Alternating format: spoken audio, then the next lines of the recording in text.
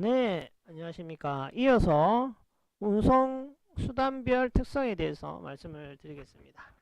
운송 수단별 특성은 모드 노드 링크 중에 운송을 정의하는 모드 노드 링크 중에 모드 운송의 형태와 관련이 되어 있고요. 노드는 거점, 링크는 경로라고 말씀드렸습니다. 전 시간에요.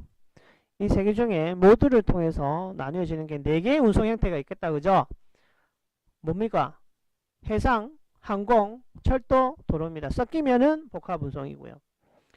이거에 대한 특성의 단점과 장점을 잘 아셔가지고요. 비교해서 시험 문제 푸시는 게 문제 나올 겁니다.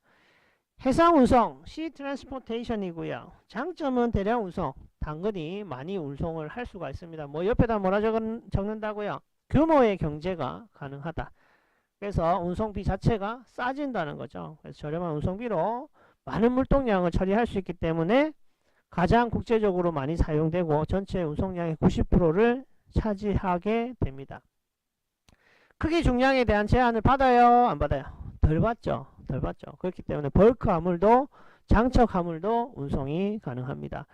자, 단점은요. 기후의 영향을 많이 받아요. 우리가 생각하는 기후는 비와 바람, 그죠? 비와 바람, 눈이 있을 건데요. 생각 외로 바람의 영향을 가장 많이 받습니다. 그래서 파고, 너울에 따라서 2m짜리가 실제로 배에서 보면 4m 이상으로 영향을 받기 때문에 아주 위험한 게 파고가 됩니다. 바람이 됩니다. 바람. 자, 다른 운송수단에 비해서 운송 속도가 매우 느리게 됩니다. 그래서 삼척을 기준으로 해서 영도 가는데 580마일인데요. 10노트로 가면 58시간 걸려요. 2500톤을 싣고 가면은 타이드 계산해가지고 3일 만에 접안을 합니다. 하지만 삼척에서 어디까지 가요? 영흥도까지 운송을 하는데 차량 운송하면 3시간 반 걸리거든요. 3시간 반으로 가면은 바로 작업이 가능한데 25톤이에요. 총 몇 대 빌려요? 100대 빌려, 100대. 100대 작업하기 힘들겠다, 그죠? 그렇기 때문에 불가능한 건 아니지만 힘들기 때문에 뭘 이용 많이 하더라? 그래, 선박을 이용을 많이 합니다. 가격도 한 10분의 1 정도밖에 안 돼요. 인원도 100명은 필요 없죠.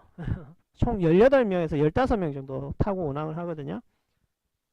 그래서 다른 운송수단에 비해서 3일이라는 아주 장기간을 운항을 해서 작업을 하지만 가격이 싸기 때문에 가장 많이 사용이 되더라.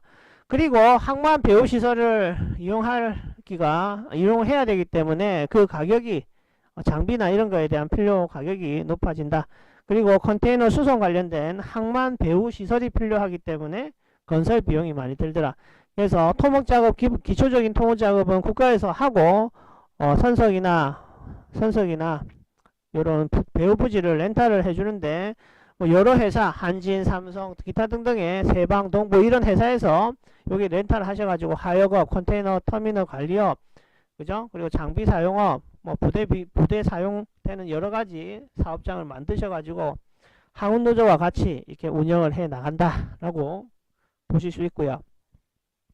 에어 트랜스포테이션, 항공 운송입니다. 장점은 빠르다는 거죠. 신속해요. 하지만 너무 비싸요. 그게 문제입니다.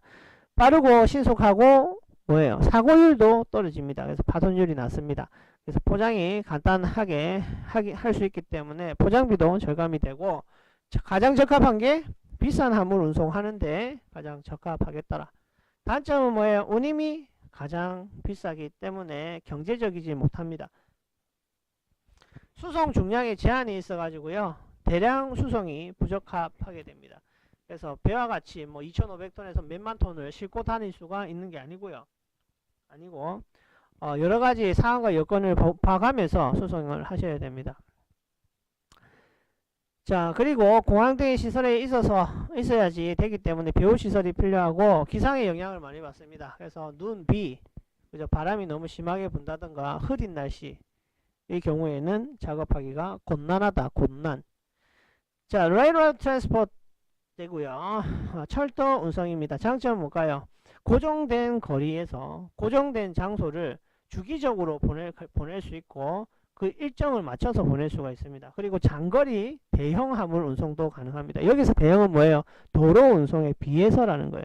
운송비가 타 운송수단에 비해서는 경제적이다. 뭐 도로 운송에 비해서 계획적인 수송이 가능하고 네트워크, 전국적인 네트워크는 원래 가지고 있는 거다. 그죠? 그거 활용하면 됩니다.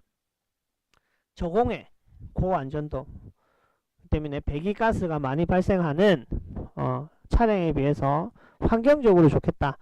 그리고 회사 전용선을 이용이 가능해서 우리나라 같은 경우는 잘 없지만 캐나다, 미국 같은 경우에는 많이 사용을 하고 있습니다. 그래서 구내에 프라이미시죠. 그죠? 회사의 구내에 그 제품을 갖다 주는 형태로 운송이 되더라. 자, 기존 시설 이용이 가능하게 됩니다. 철길만 나와져 있고 배후 시설만 딱 깨져 있으면 운송은 다 가능합니다. 단점입니다. 일괄 서비스 돼요? 안 돼요? 안 되죠. 문전 운송 돼요? 안 돼요? 안 됩니다. 그렇기 때문에 한적 작업이 꼭 필요하게 됩니다. 한적 작업은 부대 시설과 그리고 장비들이 필요하다는 말이 됩니다. 그래서 여기서 사용하는 장비가 피기패커라는 장비, 리프트 리프트 오프 방식에 있어서는 크레인을 이용하는 방식, 뭐 여러가지 방식에 의해 가지고 플렉시밴 방식 이런 것을 통해 가지고 작업도 가능하겠더라. 자, 기동성이 떨어진다. 뭐에 비해서요? 차량에 비해서. 차량은 언제 어디서든 어떤 곳을 갈 수 있습니다. 철도는요, 정해져 있는 철로를 따라서 움직이고 시간도 맞춰야 되잖아요. 안 부딪히려면. 자, 화주가 부대 비용을 추가해서 발생을 시키는데 대부분 이 비용은 콘솔 작업 비용입니다. 콘솔. 그죠? 그래서 환적 작업할 때, 환적 작업 비용입니다. 그래서 환적 작업 시 추가 발생하는 비용을 부담을 해야 되고, 배차의 탄력성이 있기가 좀 힘듭니다. 그리고 적재 중량당 용적이 작습니다. 자, 차량 운송과 철도 운송을 섞어 가지고 보면은 아니지만은 항공과 도로를 섞어서 보면은 용적이 작은 편이 됩니다. 자, 도로 운송이고요. 하이웨이 트랜스포테이션입니다. 장점은 뭐예요? 도어 투 도어, 이게 제일 중요한 문장입니다. 도어 투 도어 서비스가 가능하고요.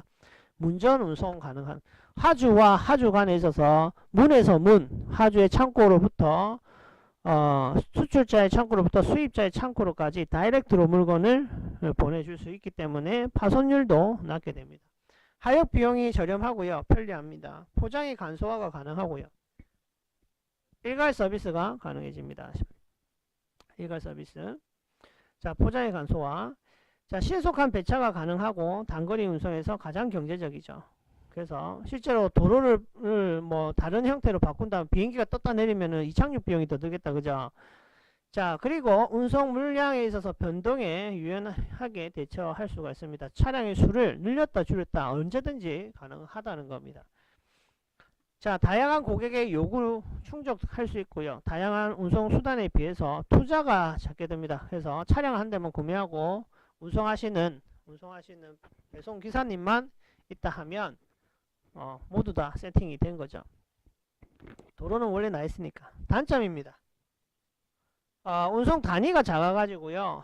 대량 운송이 불가능합니다. 그리고 연료비, 인건비가 많이 사용이 돼서요. 장거리 운송에는 부적합하다는 거예요. 에너지 다소비형 운송 수단이기 때문에 환경과 에너지 면에서 아주 안 좋고요. 소음, 진동, 배기가스 많이 공해 문제가 발생이 됩니다. 자, 화물의 중량이 제한을 많이 받기 때문에 도로교통법상 20피트 컨테이너 같은 경우에는 17.5톤, 40은 20톤에 한정적으로 물동량을 관리를 하고 있기 때문에 중량 제한을 많이 받습니다. 자, 운송 수단별로 기능성을 다 나열하고 있는데요. 시험에 자주 나옵니다. 다음에 운송 수단은 무엇인가? 갈로치고 이렇게 뭔지 찾아라고 시험에 나올 겁니다. 아니면 다음 중 잘못된 것은 무엇인가를 변경해서 적는 경우도 많죠. 자, 화물 자동차는 소중량 화물, 단거리, 중거리에 많이 쌓이고 비교적 고가가 됩니다. 자, 빠른 편이고요.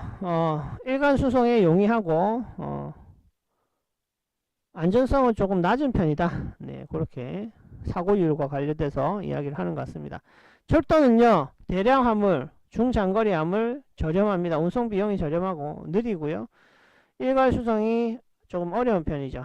자, 그리고 일괄 수송이 가능한 거는 누구밖에 없다? 화물 자동차밖에 없어요. 안정성도 철도는 높은 편입니다. 해상은요, 안정성이 낮은 편이에요.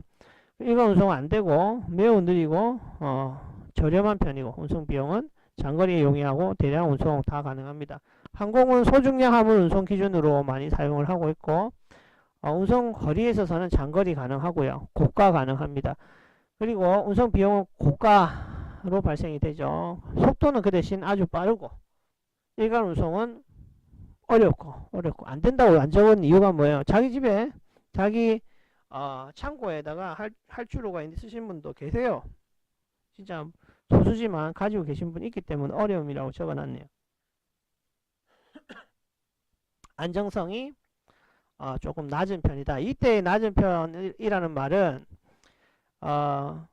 운송의 수단에 따라서 그 사고율이 낮다는 낮음이 아니라 핸들링을 하면서 항공 운송 같은 경우에는 별도의 포장을 하기 때문에 별도의 포장 관련돼서 핸들링 수가 많아지기 때문에 낮다는 의미입니다. 자, 운송수단 특성별 선호순위입니다. 이용의 편의성은 자동차가 높고 철도, 항공, 해운, 파이프라인 중으로 파이프라인은 뭐예요? 우리나라는 불가능하지만 저 육지를 이어가지고 나라들이 많이 있는 유럽연합이나 그런 쪽에서 파이프라인을 통해 가지고 석유나 그죠? LPG 가스, 천연가스 등을 이동시키는 운송을 할 수가 있다는 거죠. 자, 비용은 파이프라인에 있어서 가장 저렴하고요. 파이프라인이 한 번만 설치하고 나면 거의 안 되니까 유압으로 하는 거니까. 그리고 해운, 철도, 항공, 자동차, 항공순입니다. 비용이 항공기로 갈수록 가장 비싸집니다. 자, 속도는요. 항공기가 제일 빠르고 자동차, 철도, 해운, 파이프라인 순으로 보시면 됩니다. 수송량은요. 수송량은 파이프라인이 한꺼번에 밀어낼 수 있는 수송량이 가장 많. 근데 단점이 뭐예요? 전용입니다. 전용. 석유는 석유, LPG는 LPG 이렇게 사용되는 거예요. LPG 갔던데 석유 갔다가 다시 LPG 갔다 이렇게 안 된다는 거예요. 그 대신 수송량은 가장 많이 밀어낼 수 있다는 겁니다. 특징이죠. 자, 해운, 철도, 차량, 항공순으로 수송량이 담당이 되고 있습니다. 차량 같은 경우에는 전체적인 차량의 물동량을 이야기를 하는 거예요. 자, 탄력성입니다. 탄력성 자동차가 가장 높고 항공, 철도, 해운, 파이프라인 순으로 탄력성을 가지고 있습니다. 여기도 마찬가지로 시험에 자주 출제되니까요. 이거 잘 파악하셔가지고 문제 잘 푸시기 바랍니다.